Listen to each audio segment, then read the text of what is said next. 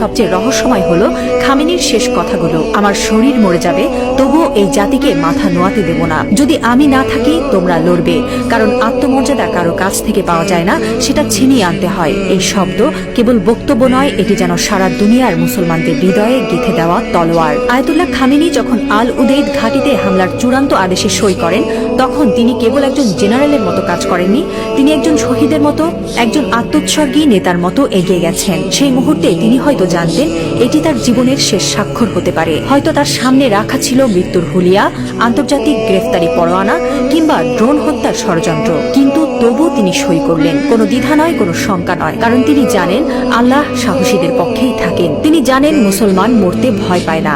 যারা আল্লাহর পক্ষে থাকেন তারা জানে মৃত্যু মানেই পরাজয় নয়, বরং আত্মত্যাগী বিজয়ের শুরু। এই একজন মানুষ এখন আর কেবল ইরানের নেতা নন, তিনি হয়ে উঠছেন সারা বিশ্বের মুসলিম উম্মার প্রতীক। একজন বিশ্বাসী, একজন অটল মুজাহিদ, একজন সাহসী পিতার মতো তিনি বলছেন, আমি থাকি বা না থাকি তোমরা লড়বে। হ্যাঁ মুসলিম উম্মাহ, তোমরা মাথা নিচু করো না। লা ইলাহা ইল্লাল্লাহ, আল্লাহ ছাড়া আর কোনো ইলাহ নেই।